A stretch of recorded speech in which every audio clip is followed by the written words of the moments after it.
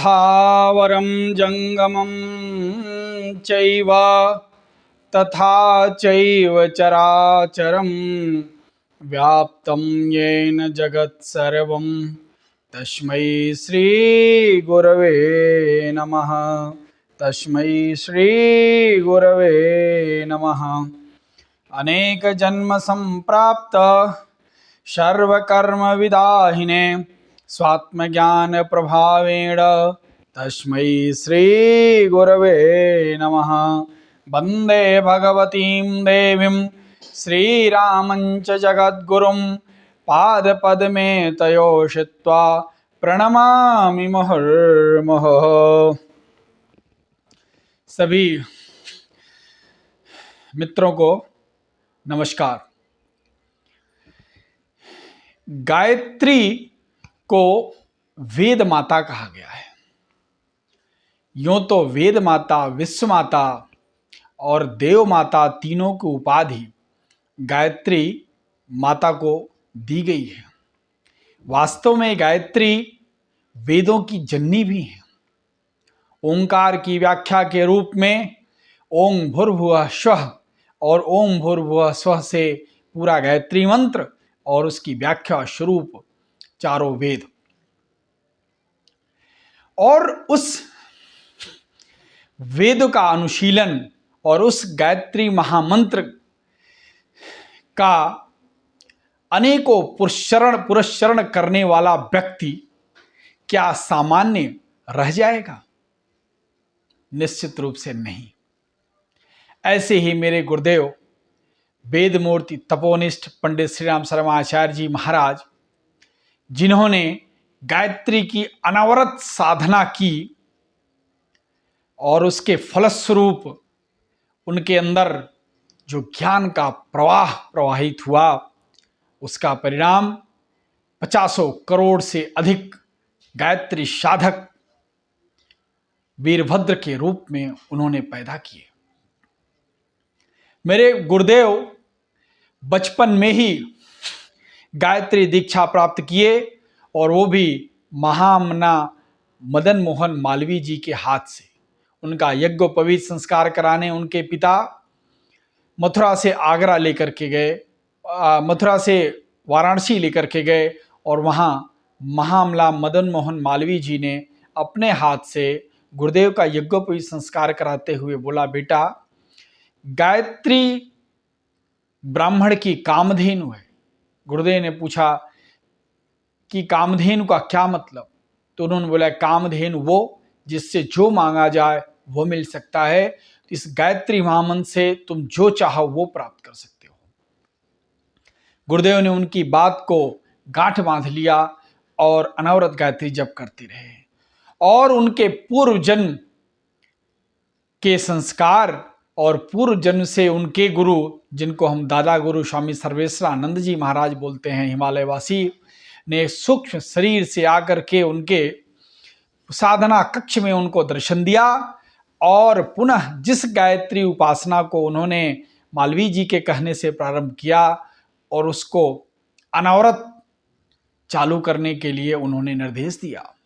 परम पूज्य गुरुदेव से जब उनका साक्षात्कार हुआ और जब गुरुदेव को पता लगा कि हमारे तो कई जन्मों से हमारे गुरु हैं, तो गुरुदेव ने अपना संपूर्ण समर्पण उसी क्षण दादा गुरुदेव के श्री चरणों में कर दिया। आज से जो गुरु इच्छा वही मेरी इच्छा। दादा गुरु ने गुरुदेव को बोला कि अभी जिस कार्य के लिए हिमालयवासी ऋषि सत्ताओं ने तुम्हारा चयन किया है, वह कार्य इतना बड़ा है कि उसके लिए तुमको बहुत सारी आध्यात्मिक शक्ति तप के द्वारा प्राप्त करनी होगी और उस आध्यात्मिक शक्ति को प्राप्त करने का माध्यम गायत्री साधना होगी। और उन्होंने 24 लाख के 24 महापुरस्चरण गायत्री के करने का निर्देश दिया। और सिर्फ गायत्री जप करने का या संख्या पूरी करने का निर्देश नहीं दिया, उसके साथ में परम पूज्य गुरुदेव को अनेकों अनुशासन तथा साथ ही तपश्चर्या का जीवन भी जीने का निर्देश दिया। उसके फलस्वरूप हमारे गुरुदेव जो निर्धारित जप संख्या थी वो तो पूरा करते ही थे, साथ में उन्होंने आहार संयम का ऐसा उदाहरण पेश किया जो कहीं बिरला ही देखने को मिलता है। गृहस्थ जीवन में रहते हुए, परिवार में रहते हुए, कहीं जंगल और हिमालय की कुटिया में तपस्या न करते हुए भी गुरुदेव ने एक गाय को जौ खिलाते थे और उसके गोबर से जो निकलता था उस जौ का चोकर बना के रोटी बनती थी, वो रोटी और उसी गैया का छाछ, ये उनका आहार था इस पूरी साधना के दौरान। इतनी तपश्चर्या और इतना समर्पण के साथ में अगर कोई गायत्री साधना करे तो वो निष्फल कैसे जाएगी। और इस प्रकार परम पूज्य गुरुदेव ने 24 पुरस्चरण, 24 लाख के 24 पुरस्चरण, आप संख्या इंटू कर लीजिए, 24 लाख इंटू 24, इतने गायत्री पुरस्चरण उन्होंने संपन्न किए और जिसका परिणाम रहा कि उनका संपूर्ण जीवन गायत्री में हो गया। हम लोग तो उनको माँ गायत्री के वरदपुत्र के रूप में देखते थे। ऐसे कितने संस्मरण हैं जिसमें दीदी सैलबाला ने बोला कि कई बार कमरे से साधना कक्ष से आवाज आ रही है और कभी झांकने गए तो देख के डर गए और गुरुदेव एक माँ की गोद में अपना सिर रख करके लेटे हुए हैं साधना कक्ष में। ऐसे गुरुदेव की प्रत्यक्ष साधना के फलस्वरूप माँ गायत्री उनके सामने स्वयं प्रकट हुई।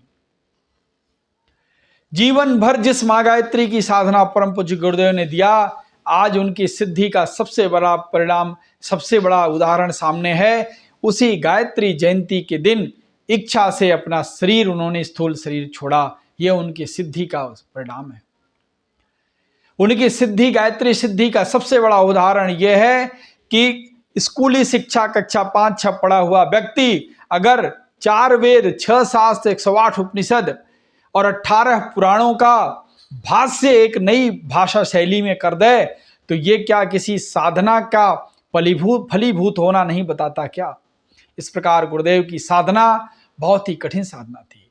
गुरुदेव बार बार कहा करते थे, बेटा तुमको ऐसे अनेकों उदाहरण मिलेंगे जिन्होंने गायत्री की 24 लाख की उपासना की हो, लेकिन उनकी उपासना इस कदर से इस नाते फलीभूत नहीं हुई कि उसके साथ जो आवश्यक तपश्चर्या और दिनचर्या अपनाना था, अपने को जिस तरह साधना की कसौटी पर कसना था, जिस प्रकार से त्याग और ब्राह्मणत्व का जीवन जीना था, जिस संयम से ये साधना करनी थी, उसमें लोग कोताही बरतते थे और इस नाते उनकी साधना संख्या पूरी होने पर भी सफल नहीं होती थी। इसी साधना के बीच में परम पूज्य गुरुदेव को दादा गुरु और हिमालय वासी जो सूक्ष्म शरीरधारी ऋषि हैं, जिनका शरीर कब का छूटा हुआ है, लेकिन वो सनातन वैदिक धर्म की और हमारी संस्कृति के प्रचार प्रसार तथा उसकी सुरक्षा के लिए हमेशा चिंतित रहते हैं, जो उन्होंने अपना शरीर तो छोड़ दिया लेकिन सूक्ष्म शरीर से हिमालय में तपस्या करते हैं। हिमालय के नंदनवन इलाके में जहाँ सूक्ष्म शरीरधारी ऋषियों का स्थान है, गुरुदेव को बुलाया गया। गुरुदेव की हिमालय यात्रा का संस्मरण गुरुदेव ने सुनसान के सहचर नामक पुस्तक में लिखा है। हर व्यक्ति को वह पुस्तक अवश्य पढ़नी चाहिए, तब आपको पता चलेगा कि एक सामान्य सी घटना को आध्यात्मिक विचारधारा रखने वाला व्यक्ति किस आध्यात्मिक प्रसंग के रूप में उसको उद्घाटित कर सकता है। हिमालय यात्रा के दौरान गुरुदेव के जो संस्मरण हैं अति रोमांचकारी हैं। गुरुदेव ने उसमें हर जगह जहाँ जहाँ जिस प्रकार से जो अनुभव हुए उसका आध्यात्मिक स्वरूप क्या हो सकता है वह लिखा।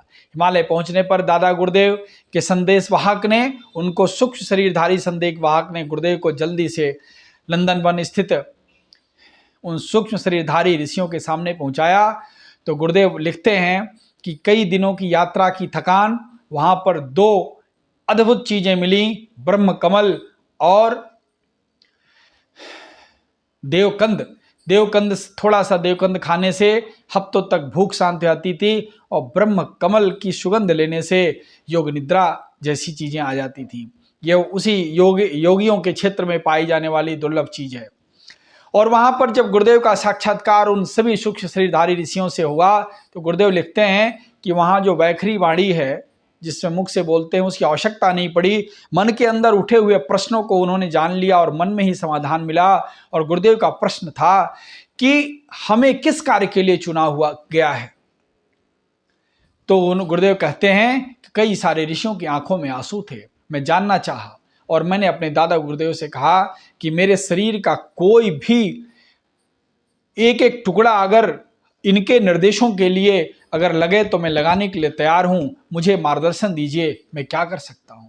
दादा गुरुदेव ने इनको अपने परापसंती वाणी में बताया कि सभी ऋषियों की वेदना सिर्फ एक ही है कि जो हमारा वैदिक धर्म है, यज्ञ है, गायत्री है, ये संस्कृति हमारी प्रायः लुप्तपाय होती चली गई। जो ऋषियों की परंपरा है वो लुप्त प्राय होती चली गई। धर्म के नाम पर आडंबर के नए नए तरीके अपना लिए गए और इस संस्कृति के ह्रास से, यज्ञीय संस्कृति के ह्रास से, वैदिक धर्म के ह्रास से ये सारे ऋषियों के मन में अति पीड़ा है। इसके लिए तुम्हारा चयन किया गया है। गुरुदेव ने सहस्र समर्पण उनके सामने अपना प्रस्तुत किया कि मेरे से जो कुछ संभव होगा करा लें। मैं आपका यंत्र और आप हमारे मास्टर, मैं आपकी बांसुरी, आप हमारे बजाने वाले, मैं आपका, आप हमारे मदारी और हम आपकी मदरिया। मुझे जैसे चाहें वैसे आप उपयोग करें। और उन समस्त ऋषियों का आशीर्वाद प्राप्त करने के पश्चात गुरुदेव अपनी तपस्या के साथ साथ अखंड ज्योति पत्रिका का उन्होंने लेखन प्रारंभ किया और उसमें साधना रूपी लेखक के वे शब्द जिसके सामने और जिसके कानों में, जिसकी आंखों के सामने पड़ते गए, उसके मन को झकझोरते चले गए कि ये कोई सामान्य व्यक्ति नहीं है। कई सारे ऐसे संस्मरण मिलते हैं। अभी 2-3 दिन पहले मैं YouTube पे सुन रहा था, एक व्यक्ति ने बोला कि मैं गुड़ खरीदने गया और मुझे अखंड ज्योति के एक पन्ने में गुड़ दिया दुकानदार ने। अखंड ज्योति उसको मैं पढ़ने लगा जिज्ञासावश। उसमें ऐसी बातें लिखी कि मेरा दिमाग ठनक गया कि ये क्या लिख दिया और ये कौन है। फिर मैंने अखंड ज्योति को एक दुकान से लिया किलो के भाव और पढ़ने लगा। मेरा दिमाग खराब हो गया कि ये आध्यात्मिक ज्ञान देने वाला है कौन। फिर मैं खोज में कई वर्षों बाद गुरुदेव से मेरी मुलाकात हुई तो अखंड ज्योति में लिखे हुए उनके शब्द धनुष और तीर की तरह थे, जो जिनके सामने आता था और वो घायल हो जाता था। इसी नाते गुरुदेव कहा करते थे कि मेरी लेखनी बंदूक की गोली की तरह है, तुम सिर्फ मेरी लेखनी को घर घर पहुंचा दो और सुधार करने का कार्य मेरी लेखनी खुद कर देगी। क्योंकि वो किसी कहानी कल्पना जैसी लेखनी नहीं थी, बल्कि गुरुदेव की अनवरत साधना, तपस्या और ऋषियों के द्वारा प्राप्त मार्गदर्शन से के द्वारा लिखी हुई वाणी थी। ऐसे तपस्यारत परम पूज्य गुरुदेव के श्री चरणों को पा करके हमारा जीवन धन्य हुआ। आप सभी गायत्री महामंत्र के शरण में आइए, आपका भी जीवन धन्य होगा। ओम भूर्भुवः स्वः तत्सवितुर्वरेण्यं भर्गो देवस्य धीमहि धियो यो नः प्रचोदयात्।